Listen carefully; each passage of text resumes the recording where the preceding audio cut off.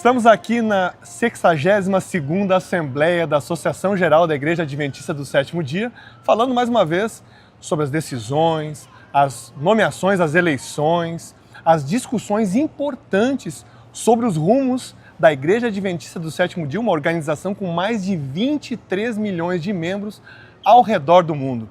Hoje, e nesse momento que estamos falando, muitas nomeações, muitas eleições aconteceram, muitas decisões, mas uma delas nos chama muito a atenção, que é a eleição dos presidentes das divisões da Igreja Adventista do Sétimo Dia, que são sedes, braços administrativos da Associação Geral da Igreja Adventista do Sétimo Dia. Várias nomeações de todas as regiões do mundo, depois você pode conferir os nomes de todas as pessoas em gc.adventistas.org, mas nós vamos destacar um desses eleitos que está aqui conosco, pastor Stanley Arco. Parabéns, pastor, em primeiro lugar. Obrigado. Por ter sido eleito e com certeza abençoado por Deus. Amém. Para ser presidente da divisão sul-americana da Igreja Adventista do Sétimo Dia. E é preciso explicar, alguns podem estar imaginando, mas eu imaginava que o pastor Stanley já fosse o presidente, né, da Igreja Adventista do Sétimo Dia na América do Sul. Pois é, ele estava até agora exercendo o seu mandato desde 2022.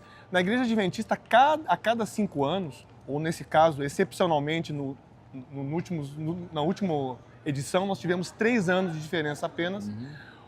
Os presidentes, os líderes da igreja são escolhidos para um novo mandato, no caso agora de 5 anos. Então o pastor Stanley está começando o seu novo mandato. Nós vamos ter outras nomeações ao longo do tempo, você está acompanhando tudo em gc.adventistas.org.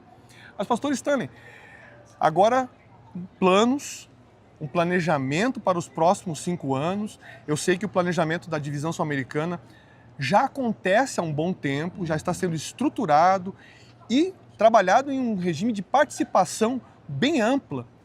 Fala um pouquinho desse planejamento e dos principais pontos desse planejamento para os próximos anos. Bom, desde julho, Felipe, desde julho do ano passado, nós começamos ouvindo os pastores, ouvindo os administradores dos campos, das igrejas, das uniões e trazendo para nós as uniões para dentro para a gente planejar, um planejamento estratégico pensando em entregar para a igreja nesses próximos 5 anos, a partir de agora até 2030, algo estratégico, olhando quais são as nossas necessidades maiores e projetando a estratégia.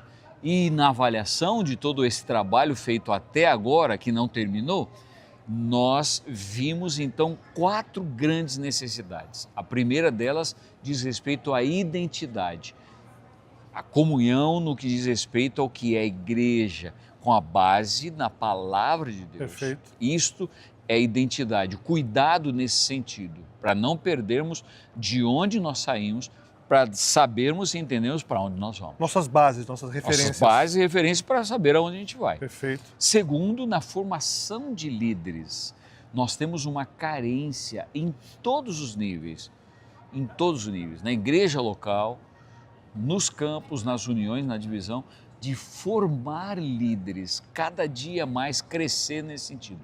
Segunda coisa. Terceira coisa, novas gerações. Perfeito. Nossos jovens são não a igreja do futuro, elas são a igreja atual. A igreja que tem meninos, meninas, crianças, jovens, ela tem vida. Então, nós precisamos disso, mas precisamos formá-los também para poder crescer e serem líderes da igreja e ter uma igreja sólida no futuro. E quarto, o discipulado, que é exatamente essa formação de discípulos, como Mateus 28 diz claramente, Jesus, ide e fazei discípulos. Nessa formação de discípulos que amem a Jesus, que amem a igreja, que amem a volta de Jesus e que estejam comprometidos com anunciar esse evangelho. O senhor falou de novas gerações, mas novas gerações representam também um desafio para a Igreja Adventista de maneira global, porque há uma grande dificuldade de manter essa turma mais nova dentro da igreja por muito tempo, né? Como como a divisão sul-americana tem trabalhado e espera trabalhar nos próximos anos para tentar frear essa saída tão grande de jovens, crianças e até adolescentes também. Veja, temos algo antagônico. Nós mais batizamos e está exatamente nas novas gerações. Olha só. Aí dos seus 9, 10 anos até os seus 16, 17 anos, é onde mais batizamos. Nos clubes de desbravadores, de aventureiros. Exatamente, a vida aí da juventude.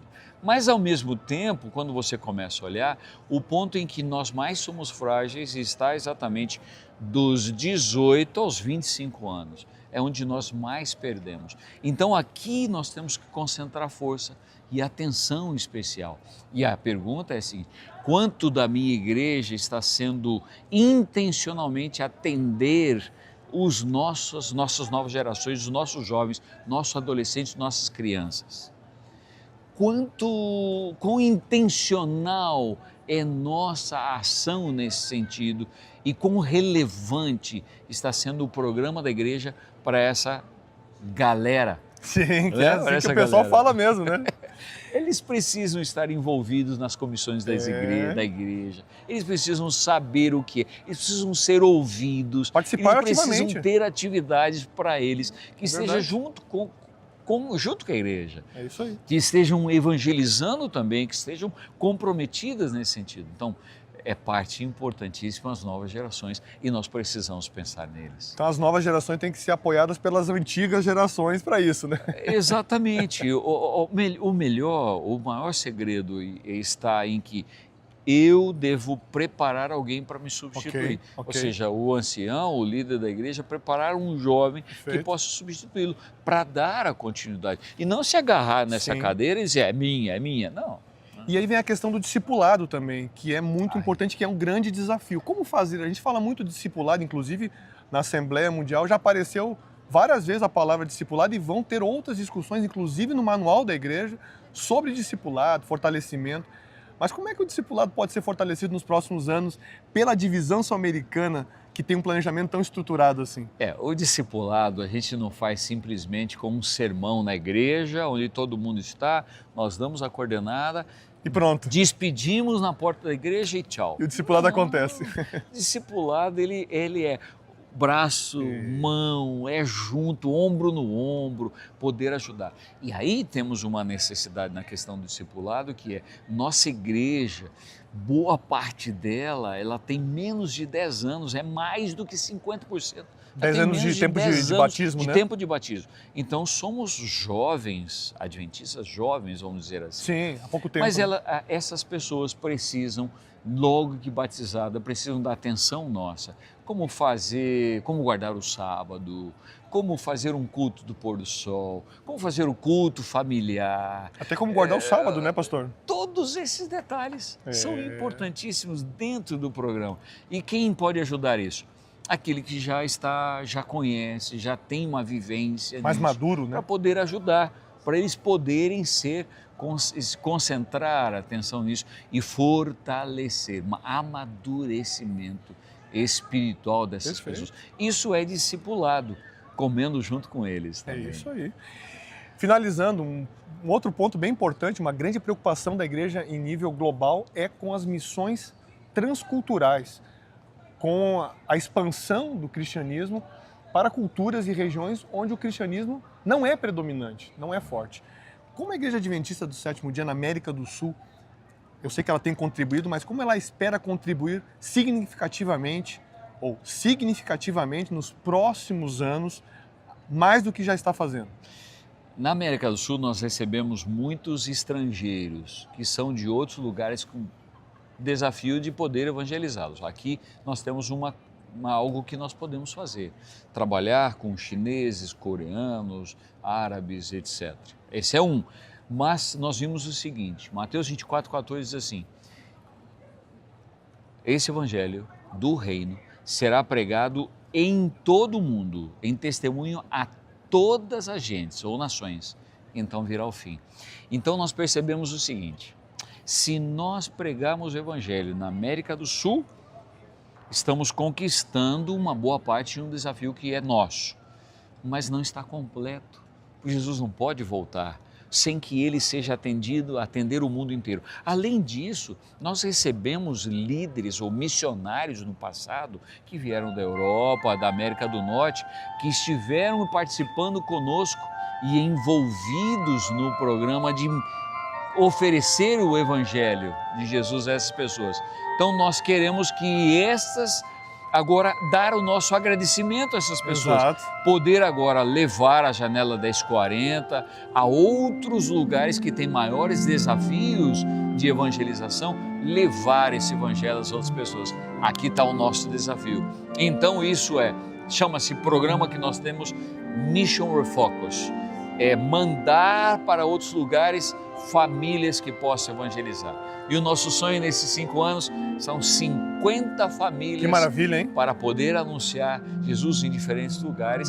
Além disso, para cada família, em cada ano, mandar 2 jovens universitários ou já graduados para entregar 1 ano de sua vida para a igreja no mundo. Então aí nós temos esse desafio para poder trabalhar. Significa que 50 famílias, 2 jovens para cada família. Em cada ano 100 famílias, 100 jovens. Sim. E durante os 5 anos, 500 jovens. Que beleza, hein? Nós estaríamos formando uma geração missionária que pensa não só no seu próprio umbigo, Só na sua igreja local. na sua rua, mas pensa no outro lado do mundo. Que também. maravilha, hein, Esse pastor? é o trabalho. Parabéns, pastor. Que Deus abençoe Obrigado. muito na sua gestão aí dos próximos anos, com suas equipes, com seus apoios também. Amém. Deus abençoe muito. Nós ficamos por aqui. Houve outras votações, há muitas outras votações acontecendo em relação a alterações no manual da igreja. Todas elas você pode conferir em detalhes, em reportagens, em entrevistas, vídeos gravados também em gc.adventistas.org. gc.adventistas.org. Continue conosco, um grande abraço e até a próxima!